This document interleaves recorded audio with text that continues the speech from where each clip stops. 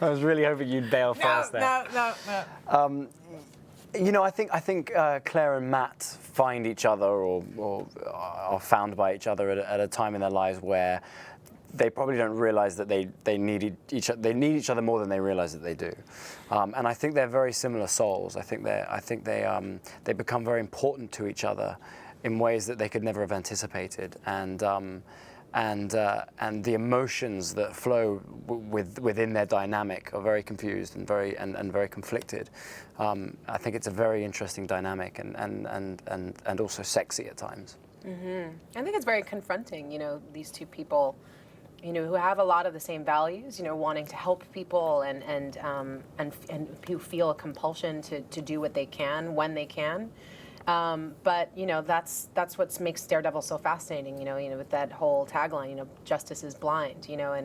And do you turn a blind eye to certain things, including how far heroes push it to achieve justice? I think they confront each other quite a lot on what they think and what they're doing and how they're doing it, and because they see each other and they're sharing this secret together. So, in the very beginning, they're the only ones who are really able to communicate what is actually happening, like the mask actually that is coming off, from that he wears during the day, and the mask that then goes on that is really fully representative of who he is. Like, she gets to see that, and he trusts her, but they don't trust each other. They don't know each other yet. And so I think that they're at each other, and they're confronted by each other, and they're moved by each other, and it's all happening in very real time. The exact idea of there's nothing to anticipate because they don't have the time to do it. It's very present, just kind of very reactive, and I think some really remarkable things. You get to know a lot about a person's character under that kind of pressure, and they're lucky. I think they recognize that they're lucky that they found each other, especially during this moment in each other's journey.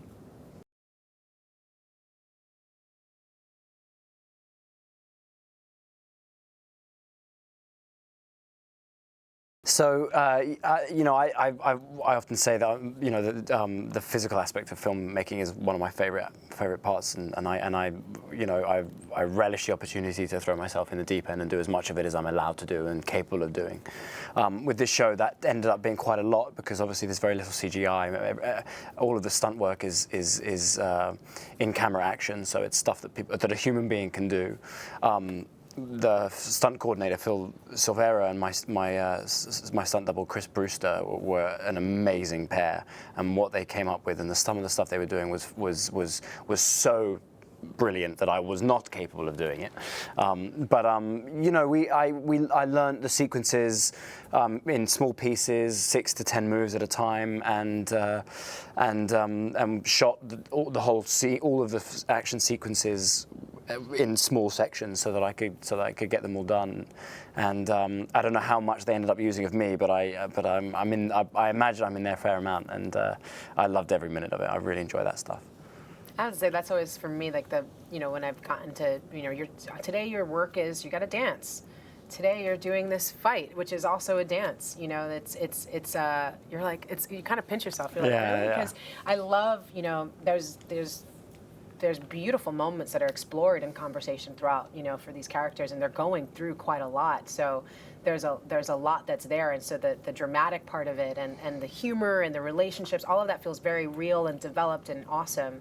But to also have that physical part of it is just really great. You're really tussling with your character and getting in there, and it makes it, when you're feeling a little achy, like all of those experiences you bring back then to the next day and kind of go, so if this really happened, and I think that's incredibly grounding. You're working with folks who can do, it's not like, going to be taken off someplace and someone's going to do a bunch of CGI and make it look really cool, and you're going to look at it later and go, okay, how can I formulate that to work into the character I created? It's like, no, you're watching someone fight and get tired and like do all these different things, and it's like Cirque du Soleil stuff. Like, you get that, you're amazed by what people can do. Yeah. Like what a human body, and like when you are dedicated and you're trained and you're focused, what you're capable of doing, and that awe that you're getting on a regular basis watching this take happen over and over again is what keeps you back into that story. And if that translates at all to the viewer in the way that it's been translating to us, it's going to be an exceptional experience for people, and not like something you get to see every day. And that's what makes this really special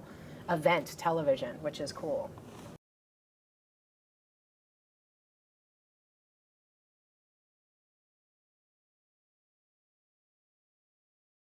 She's, Claire's really fun to play. She's got attitude, and she's got a, very strong particular personality. She's funny, she's very clear about what it is she's doing in her world and how she helps. And, I think she's very confronted by this person who challenges her perception of what it means to help and how to help, and the risks that you take, and how far you can really take what you're capable of doing to really graduate to another level. And I think she's brought into a world where she realizes she maybe could do more, and so she's as much as she might want to say no, and this is really scary and really risky, she knows that she can help. She knows that he needs her, and that's her calling. So I think she feels an automatic sympathy with someone that normally she might have a different experience of, but being in it, in the thick of it, really challenges that, and that to me is really fun. It's not about just going in, I'm going to play someone, she's strong, she's never scared, or she's always has the right thing to say or do. No, she's scared, she's nervous, she's taking a big risk, but she's bold. She's present, she's available, and she's going to participate. She's going to get in there, and that's what makes her really interesting to me, is that she's courageous. Not that she's brave, that she's not scared, or that she's just super strong. I think she's quite fallible. What I like about her is that she's still courageous in the face of that, and that's what you can only hope to play. And I think for male or female, you want to have characters like that have that kind of level of complexity to them.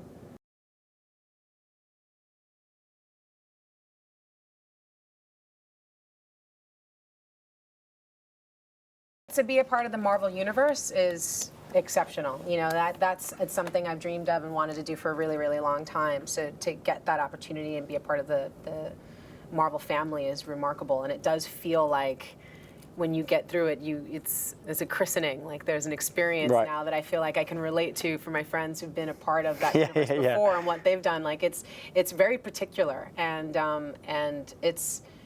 it's amazing. It's to be able to graduate it and be playing with the Marvel Universe, changing things, changing certain characters, being able to know that we get to, kind of play with these sacred texts that I grew up on, and that it's going to be fulfilling for people, because we are doing PG-16, and it's like, which I love so much, that we can take it to that level, and because it's on Netflix, we can really go and explore it in this way that feels true to the material, and not like we're just trying to cater it to one audience. Like this is something for a lot of people, and I think that's really exciting, because it's funny and it's great, and it's it's dark and it's gritty, and it's colorful, and it's got all that stuff that's going to draw a young person in comics and graphic novels and all that kind of stuff. But for the older fans and people who've lived with these characters for a really long time, they're going to be able to explore this world in depth and with respect and love and time. That's really fun, that you can't always just squish into a movie. Long form storytelling like this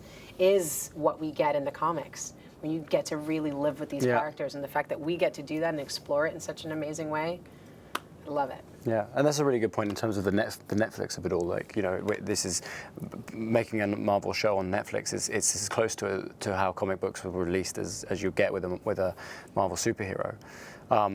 The thing that I love as well about Netflix is that because because what they're trying to do as a company is they're trying to have many different shows that appeal to everyone, rather than lots of shows where each show appeals to everyone. We don't need to make a show that appeals to the widest range of people. We just need to hit specifics, and I think our show feels very specific, and in terms of what that means is it appeals to a slightly older audience, which we've talked a lot about. It works really well for Daredevil, because it's very close to a lot of the great source material, the comics, the graphic novels that were from the early 2000s and 1998 and etc. Great writers and illustrators of the character Daredevil and the comics Daredevil. So it just feels like the ideal platform for this character, and it also feels like it's a pioneering in the Marvel Netflix collaboration is the next evolution in the Marvel Cinematic Universe.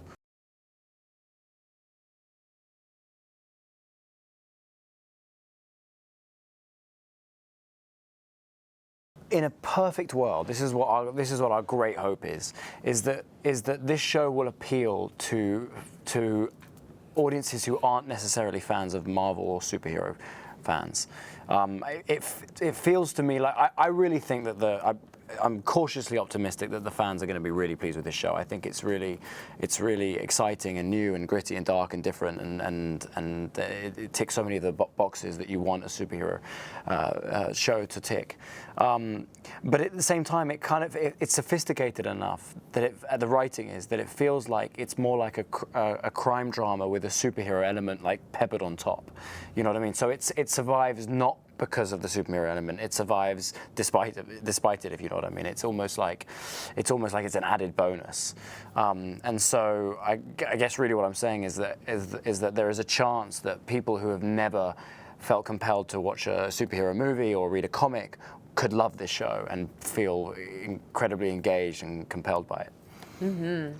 I love that. No, I think that's really beautiful. You know, for me thinking about it, it's like, you know, we're in the different sort of way of consuming entertainment, you know, and so, you know, it's funny that we had that whole thing for so long, and it's like, okay, after it has to be a couple seconds, or you have to make a really quick movie. Everything's got to be fast. You got to get to the entertainment and the action really fast. And instead, we're going, no, let's actually take our time. Let's take our time with the origin story. Let's take our time with these characters meeting each other. Let's take our time even developing the costume. All these different things that we normally have to rush through because we're grounding this in reality, and so they'd go back and forth and go, this works better than that, and like let's take that time. And so I love that we get that binge movie, you know, we get that binge sort of watching that you get on Netflix, and you can sit there and watch all 13 episodes, or you can pepper it out. You know, you can do that. I used to do that with comics. I'd wait and get like a bunch of comics in a row so that I just get one once a week or whatever, and then have to wait and be like, the cliffhanger used to kill me, so I'd wait, you know, and get like stacks of comics from my friends or my family and just read the whole thing through, or wait for the graphic novel to come out. So you get to like, people get to play with this and consume it in the way that they want to.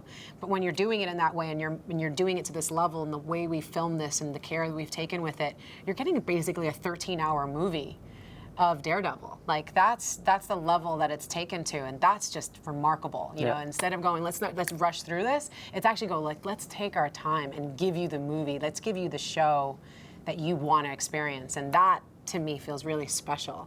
You know, it's you know, I'm joining the Marvel Universe. I've never really done television before, but this caught me because this makes sense. As a fan, this makes sense, and I'm cautiously optimistic as well, but I really feel like the fans are going to really love it, but everyone else is going to have an opportunity to fall in love with what I like about hero stories, because it is so grounded, it is so real. You're going to feel compelled. You're going to look and go, oh my God, am I the person who wouldn't even call 911 if I heard someone screaming? Or am I the person to run in? Or am I the person to run away and pretend I didn't hear? Like, who am I in that situation? You're not going to be able to not ask yourself those questions when you're watching this, and that's really cool.